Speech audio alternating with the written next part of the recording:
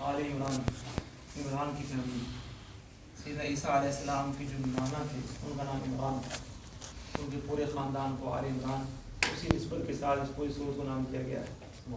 تو پہلی سورت ہوگی سورہ فاتحہ، اس کے بعد دوسری سورت ہوگی سورہ البقرہ سب سے بڑی سورت، اس کے بعد تیسری سورت ہوگی سورہ آل عمران. آقا علیہ السلام نے فرمایا کہ یہ دو صورتیں ہیں، سورہ بقرہ اور سورہ آل عمران، جو یہ پڑھتا رہتا ہے وہ زیادہ پڑھتا رہتا ہے تو قیامت کے دن اس حال میں آئیں گی کہ جیسے پرندے آتے ہیں نا یا بادل آتے ہیں ایسے آئیں گی، اور جن نے انہوں نے ان کی تلاوت کی ہوگی، ان کو پڑھا ہوگا زندگی میں، ان کی وہ شفاعت کریں گی. یہ دو صورتیں بڑی خاص ہیں، اور جس گھر میں یہ صورتیں ہوں اس گھر میں برکت ہی برکت ہوتی ہے، شیطان وہاں سے بھاگ جاتا ہے. اس سورہ آل عمران میں کیا بیان کیا گیا ہے؟ عیسیٰ علیہ السلام کی پوری کہانی کو بیان کیا گیا ہے. کس طرح سیدنا عیسیٰ علیہ السلام کی نانی اماں حضرت مریم علیہ السلام کی والدہ، انہوں نے منت مانی کہ اللہ تعالیٰ اگر تمہیں کو اولاد دے دے تو میں تیری راہ میں وقف کر دوں گی. خیال یہ تھا کہ بیٹا ہوگا، تقبلها ربها بقبول حسن وانبتها نباتا. اور پھر کیا ہوا، جب اس کو جب پیدا ہوئے تو بیٹی تھی، بڑی پریشان ہوئی کہ اب کیا کیا جائے. سیدنا زکریا علیہ السلام کے پاس گئے. اس وقت وہ کسٹوڈین تھے بیت المقدس کے، نبی تھے، کسٹوڈین تھے.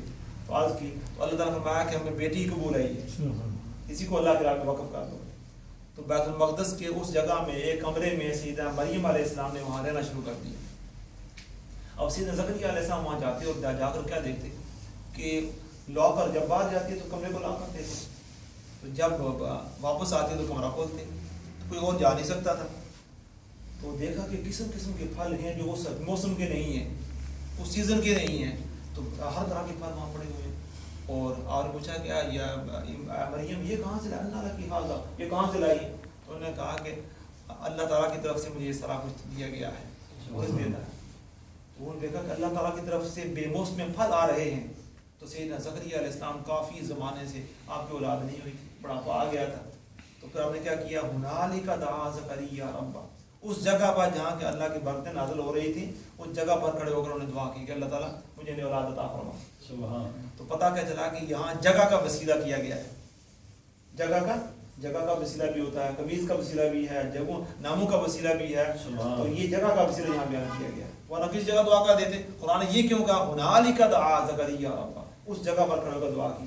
جو ہی دعا کی تو اس وسیلے کی برکت سے کیا ہوا، فنادت الملائکۃ وهو قائم یصلی بالمحراب، فرشتے آگے اور بشارت دینے لگے کہ ایسا مبارک ہو آپ کو، اللہ تعالیٰ نے آپ کو بیٹی کی خوشخبری سنائی ہے. یہ سارے واقعات بیان کیے گئے ہیں. پھر سیدنا مریم علیہ السلام کے والد سے بیان کیے گئے تفصیلات.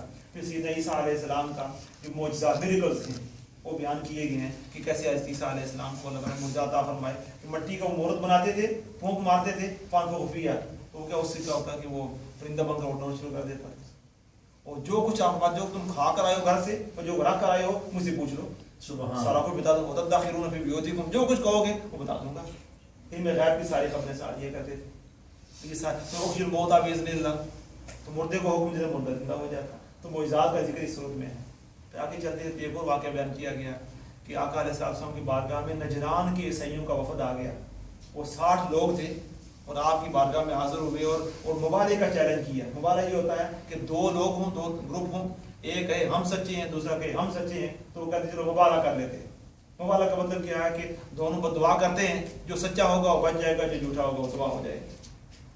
آقا علیہ السلام کی بارگاہ میں 60 لوگوں کا وفد آ گیا. ان کے سارے عورتیں مرد سارے اکٹھے. حضور بھی تشریف فرما ہوئے. تو آپ نے کیا کہ آپ نے ساتھ سیدنا علی رضی اللہ تعالیٰ عنہ کی اولاد جو تھی اور سیدنا فاطمہ رضی اللہ تعالیٰ عنہ حسنین کریمین کو ساتھ رکھا. اور جب آپ حاضر ہوئے، سامنے ہوئے، سبحان اللہ، عیسائیوں کا جو سب سے بڑا پادری تھا اس نے کہا کہ خبردار ان کے ساتھ آپ نے مبالغہ نہیں کرنا. یہ جو صورتیں میں دیکھ رہا ہوں اگر انہوں نے دعا کر دی تو جنگلوں کو آگ لگ جائے گی، سلام ختم ہو جائے گا. اور انہوں نے کہا کہ ہم مبالغہ نہیں کریں گے.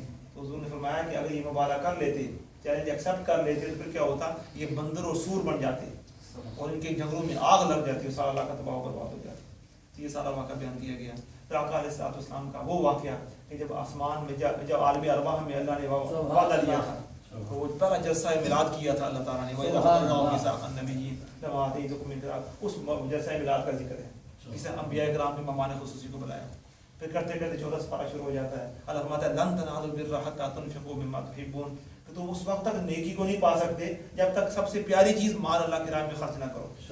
اللہ تعالیٰ کو پتہ تھا نماز بھی پڑھ لیں گے, روزہ بھی رکھ لیں گے, حج بھی کر لیں گے, سراش کر لیں گے, جو کام عبادات کر لیں گے, مگر انسان کو جو پیسہ محنت کر کے کماتا ہے وہ خرچ کرتے ہو اللہ کی بات نکالتے ہوئے بڑا پریشانی ہوتی ہے. اللہ فرماتا ہے کہ سارے کام کرتے رہو جب تک یہ پیاری چیز ہے جو تمہارے مال جس کو بچا کر رکھتے ہو, جب اس کو اللہ کی راہ میں خرچ نہیں کرو گے اس وقت نیکی کمال کو نہیں پا سکتے. تو یہ ہے کہ انسان کو یہ اللہ تعالیٰ کا کرم ہوتا ہے کہ اللہ تعالیٰ کسی کو اللہ تعالیٰ وسعت قلب عطا فرما دے, جس کو کیا کسی کو دل سخی دل عطا فرما دے, ہاتھ کھلا عطا فرما دے. بعض ایسی طبیعتیں ہوتی ہیں جن کو اللہ تعالیٰ سخت بنا دیتا ہے, جن کے پاس مال ہو بھی تو ان کے نصیب میں مال خرچ کرنا نہیں ہوتا ہے, اور بعض ایسے بھی اللہ کے خوش نصیب ہوتے ہیں تھوڑا ہو یا زیادہ ہو اللہ کی راہ میں خرچ کرتے ہی رہتے ہیں.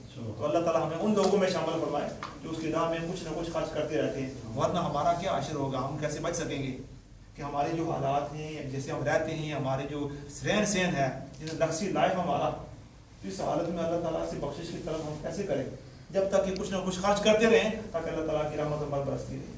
تو قیامت کا معاملہ بیان کیا گیا ہے کہ دو طرح کے لوگ ہوں گے قیامت میں, یوم تبیض وجوہ وتسود وجوہ.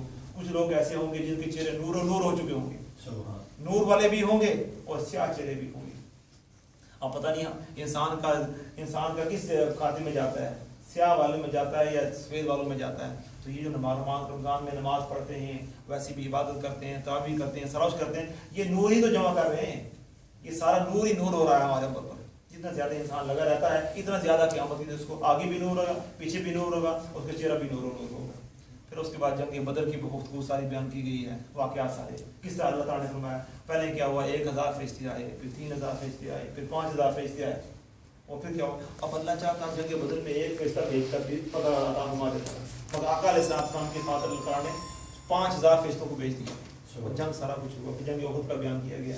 تو اس کے واقع پھر آگے ایک چیز بیان کی گئی ہے, اللہ فرماتا ہے کہ ساری نعمتیں میں نے تو دی ہیں, ہر چیز دی ہے, وہ کسی نعمت کو تمہارا احسان نہیں جتلایا, مگر ایک نعمت ایسی دی ہے اللہ والمؤمنین اس بات کا فیہم رسول. اللہ نے اہل ایمان پر بہت بڑا احسان فرمایا ہے, ان کے اندر اپنا پیارا محبوب بھیجا ہے. جنگ بدر کے حوالے سے ایک آخری واقعہ بیان کرتا ہوں, اور یہ کہ جب جنگ بدر ختم ہو گیا اللہ نے فرشتے بھیجے, اور فرشتوں کے سردار جو تھے جبریل علیہ السلام تھے. جب فرشتے بھیج چکے تو حضور علیہ السلام نے نماز شروع کر دی. جب نماز شروع کر دی تو جبریل علیہ السلام نے سوچا کہ میرا کام تو مکمل ہو چکا ہے, کیونکہ جنگ تو ہو چکی ہے. تو بغیر اجازت کے جبریل علیہ السلام اوپر جانے لگے اللہ کی بارگاہ میں. مسند ابو جعفر کی حدیث پاک ہے, اوپر جانے لگے, آسمانوں کے سارے دروازے بند. جب سارے دروازے بند, اب ہماری تعالیٰ کیا بات ہے, اللہ نے فرمایا کہ میرے محبوب سے اجازت لے کر آئے ہو. تو پھر کیا واپس آئے تو اب صحابہ کا کیسے پتہ چلا. اب صحابہ نے آج کی یا رسول نماز پڑھنے کے فوراً بعد سانس لینا, آج کی یا رسول آپ نماز میں مسکرا رہے تھے. اب دیکھیں کہ صحابہ کیا کرتے تھے, اگر نماز پڑھتے ہوئے اگر نیچے نگاہیں ہوں, امام کی طرف نہ ہو, تو کون دیکھتا ہے امام مسکرا رہا ہے کیا کر رہا ہے.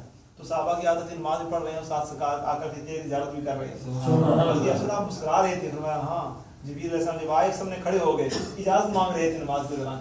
تو پھر کیا ہوا, میں نے مسکرا کر, مطلب یہ کیا کہ جبریل گئے تھے اوپر بغیر اجازت کے, اجازت مل گئی ہے. تو یہ ہے کہ یہ آقا علیہ السلام, جبریل علیہ السلام کو آقا سے بڑی پیاری ایک نسبت تھی. سبحان اللہ, سارے فرشتے تھے مگر جبریل علیہ السلام کیا ہر ایک بڑی انسیت تھی. اسی وجہ سے آقا علیہ السلام کی بارگاہ میں 24,000 سے زیادہ دفعہ آقا کی بارگاہ میں تشریف لائے. کسی کے بعد 5 دفعہ, 10 دفعہ, 12 دفعہ, 20 دفعہ, مگر آقا علیہ السلام آتے رہے یہاں تک حضور کا وصال ہو گیا. تو اللہ تعالیٰ سے دعا ہے کہ اللہ تعالیٰ ہمیں یہ ہماری تراویح کی پابندی توفیق عطا فرمائے, رمضان کی پابندی توفیق عطا فرمائے. تیزی کے ساتھ وقت گزر رہا ہے, آپ نے اندازہ کیا ہوگا, ایک روزہ, دوسرا روزہ, تراویح ہو گیا, اب جا رہا ہے, کل جمعہ آ رہا ہے.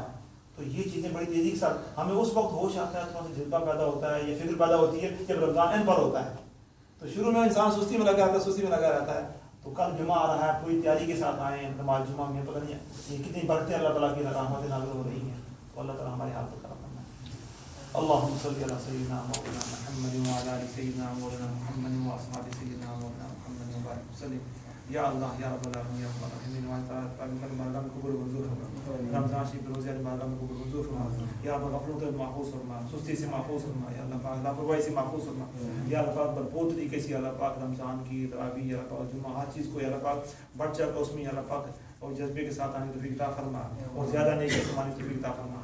گناہ سارے معاف فرما یا اللہ ہم سے راضی ہو جا دنیا آخرت قبر کیا ہوتے ہیں ہم سے راضی ہو جا یا اللہ آنے والے مصیبتیں پریشانی ہم نہیں جانتے تو کرم فرمانے والا ہے آنے والے مسائل سے محفوظ فرما بیماری سے محفوظ فرما بری موت سے محفوظ فرما اور ہم سب کو مرتے وقت کلمۃ لا الہ الا اللہ محمد رسول اللہ اور آقا علیہ السلام کی زیارت کرتے ہوئے درود السلام پڑھتے ہوئے آپ زیارت کے موقع عطا فرما ہماری اولادوں کو نیک و صالح فرما قیامت تک ہم اولادوں کو حافظ قرآن قاری قرآن اولیاء اللہ کو پیدا فرما روح سے منور لوگوں کو پیدا فرما جو قیامت تک عقیدہ حق و قیامت تک پھیلاتے رہے وفقد امورنا الى اللہ ان اللہ بصیر بالعباد گلزار حبیب کو ترقی عطا فرما جو ساتھی آتے ہیں نماز پڑھتے ہیں اس کو آباد کرتے ہیں اس مسجد کو آباد کرنے والوں کو آباد فرمائے ہم سب کو اور زیادہ آبادی توفیق عطا فرما اور لوگوں کو لانے کی توفیق عطا فرما تاکہ سے پورا کا پورا اللہ کا گھر یا اللہ پاک آباد ہو جائے اور اس کے صدقے سے ہمارا محلہ اور ہمارا علاقہ آباد ہو جائے وفقد امورنا الى اللہ ان اللہ بصیر بالعباد وصلی اللہ تعالی علی خیر خلقہ سیدنا مولانا محمد وآلہ وصحبہ اجمعین.